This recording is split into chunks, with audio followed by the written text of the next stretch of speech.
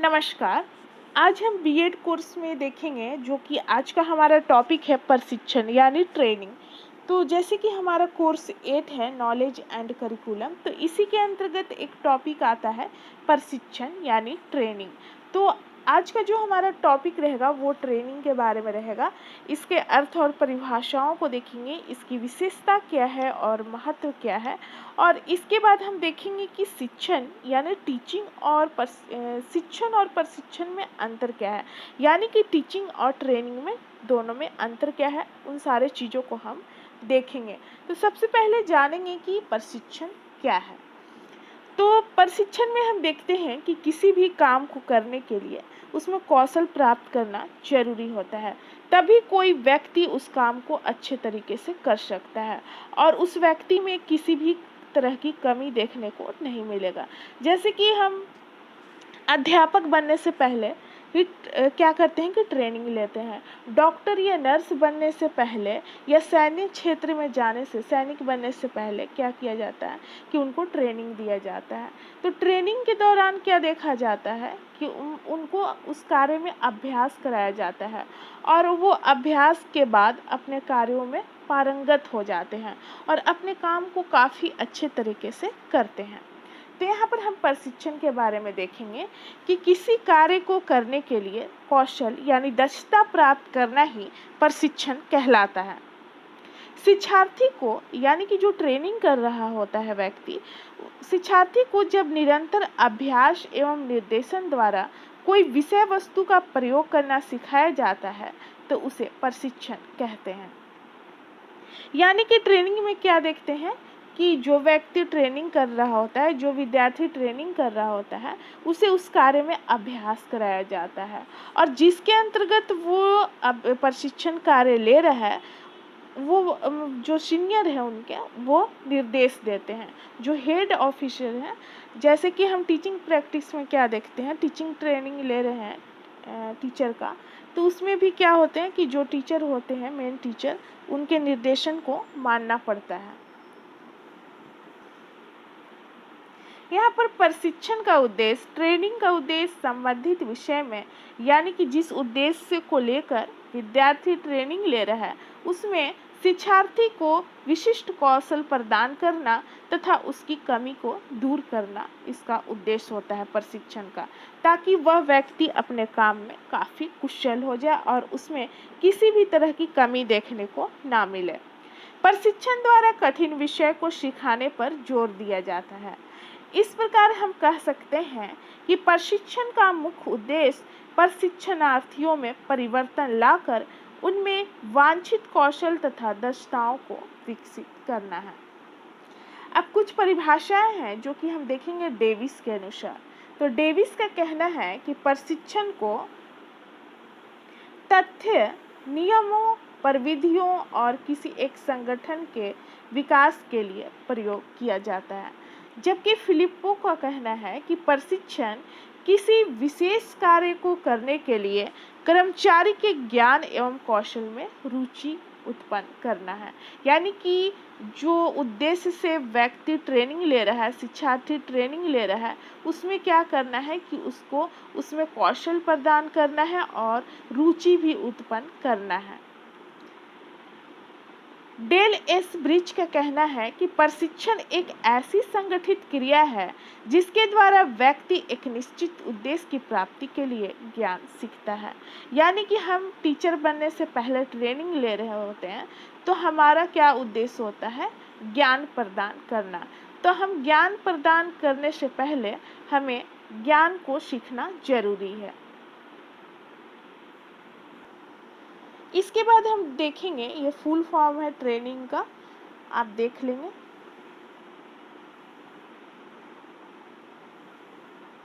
इसके बाद हम देखेंगे प्रशिक्षण की विशेषता क्या है।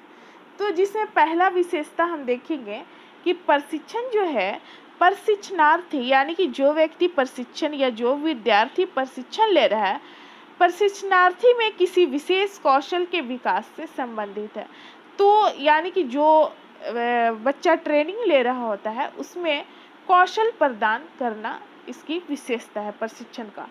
प्रशिक्षण में अभ्यास का बहुत अधिक महत्व है, यानी कि प्रशिक्षण के दौरान विद्यार्थी को उस कार्य में काफ़ी अभ्यास कराया जाता है ताकि वह उस कार्य में कुशलता प्राप्त आसानी से कर सके। तीसरा नंबर है प्रशिक्षण का संबंध प्रशिक्षणार्थी के व्यवहार एवं क्रियाओं के बाह्य पक्ष से संबंधित होता है। फिर चौथा नंबर है 4 नंबर, प्रशिक्षण प्रशिक्षणार्थी के ज्ञानेंद्रिय व कर्मेंद्रियों से संबंधित होता है। प्रशिक्षण में शिक्षण की अहम भूमिका होती है। जब ट्रेनिंग दे रहे होते हैं तो उसके बारे में विद्यार्थी को शिक्षण भी देना जरूरी होता है, यानी कि हम टीचिंग का ट्रेनिंग दे रहे हैं, एक अध्यापक के लिए ट्रेनिंग यानी ले रहे हैं, तो उससे पहले हमें उसके बारे में शिक्षण लेना जरूरी होता है।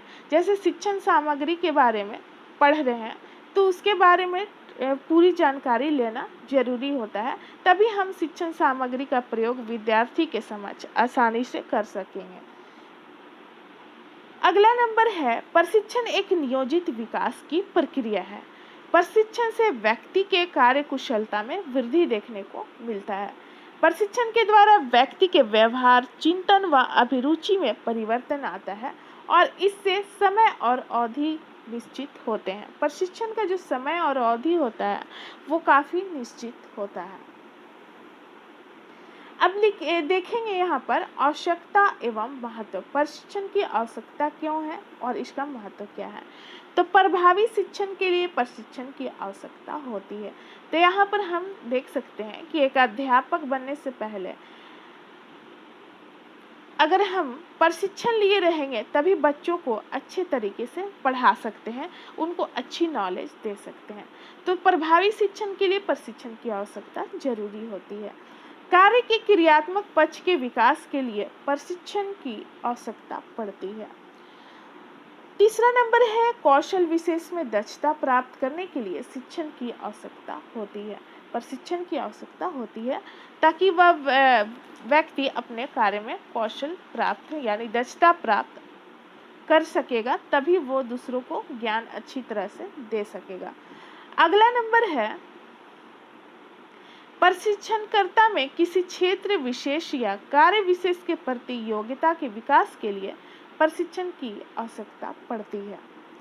प्रशिक्षण से व्यक्ति में अपने कार्य के प्रति आत्मविश्वास उत्पन्न होता है।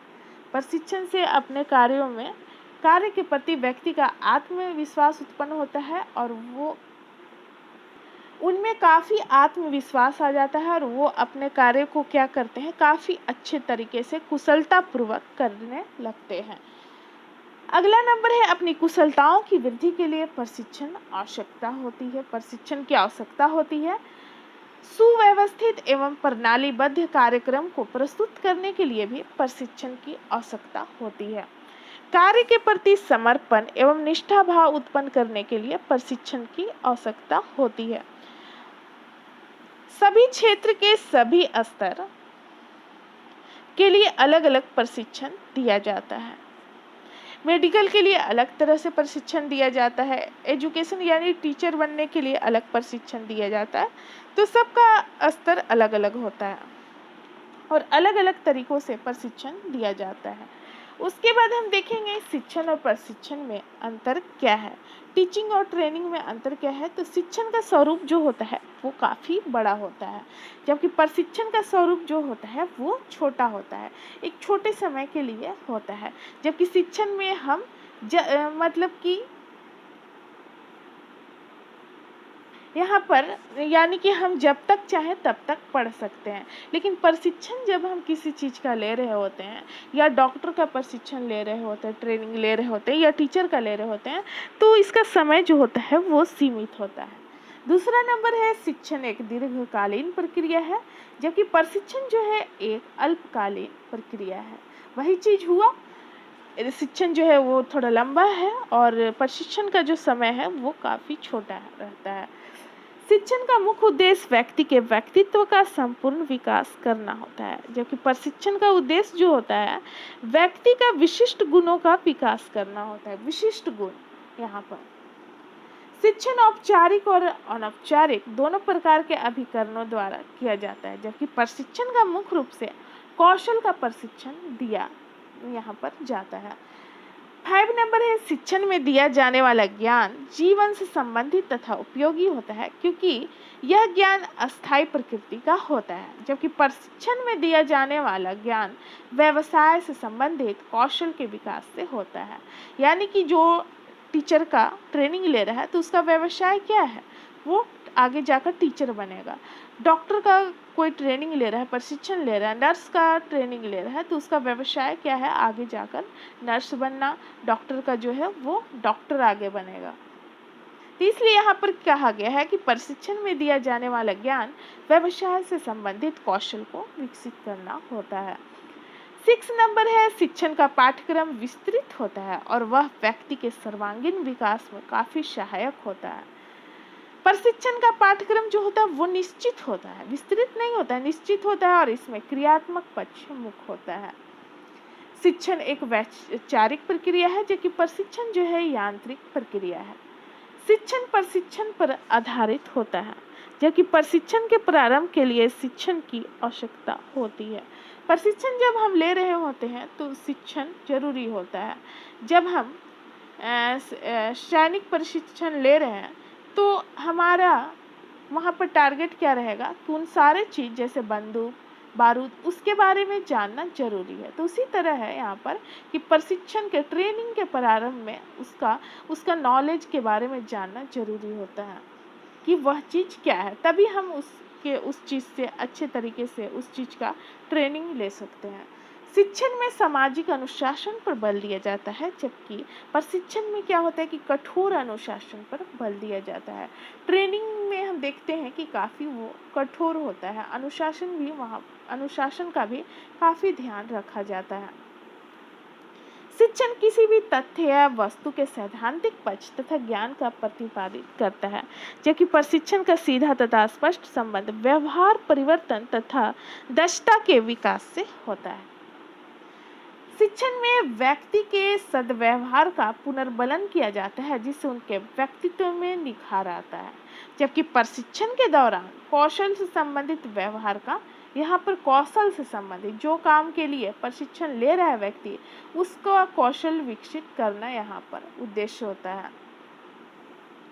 शिक्षण में मूल्यांकन सतत चलता रहता है, लेकिन प्रशिक्षण में हम क्या देखते हैं कि प्रशिक्षण की अवधि समाप्त होने पर ही मूल्यांकन किया जाता है।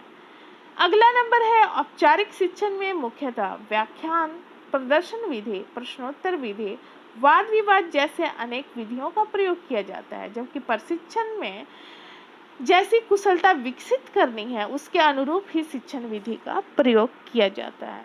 जिस तरह से ट्रेनिंग व्यक्ति जिस चीज़ का ले रहा है उसी के अनुरूप वहाँ पर शिक्षण विधि का प्रयोग किया जाता है। 14 नंबर है, शिक्षण में व्यक्ति का प्रेरणा स्रोत सामाजिक प्रतिष्ठा होता है, जबकि प्रशिक्षण में क्या होता है, स्रोत आर्थिक होता है, आर्थिक पक्ष होता है, पैसा कमाना यहाँ पर उद्देश्य होता है। शिक्षण में विशिष्ट तथा निश्चित शिक्षक होते हैं, जबकि प्रशिक्षण में प्रशिक्षक की नियुक्ति होती है। ट्रेनिंग के लिए एक विशेष प्रशिक्षक की नियुक्ति होती है, जिसके अंतर्गत विद्यार्थी ट्रेनिंग लेता है। एक अच्छे प्रशिक्षक रहेंगे तभी जाकर विद्यार्थी अपने काम में कुशलता प्राप्त कर सकता है और अपने कार्यों को काफ़ी अच्छे तरीके से कर सकता है और उनमें किसी भी चीज़ की कमी देखने को नहीं मिलेगी। इसी चीज़ को हम देखेंगे शिक्षण और प्रशिक्षण के बारे में ही। अगला वीडियो जो हमारा रहेगा वो ज्ञान और सूचना के बारे में रहेगा, इन दोनों में क्या अंतर है। लेकिन आज जो हम देख रहे हैं वो है प्रशिक्षण और शिक्षण प्रशिक्षण में क्या अंतर है। शिक्षण तथा प्रशिक्षण में पर्याप्त अंतर है। शिक्षण छात्र के व्यक्तित्व के कई पक्ष तथा आयाम को प्रभावित करता है। शिक्षण जो है व्यक्तित्व और आयाम को प्रभावित करता है छात्र का। इससे का स्पष्ट प्रभाव बालक की मानसिक प्रक्रिया तथा इसके विकास पर पड़ता है। बालक के मानसिक विकास पर पड़ता है इसका प्रभाव, जबकि प्रशिक्षण केवल एक पक्षीय है।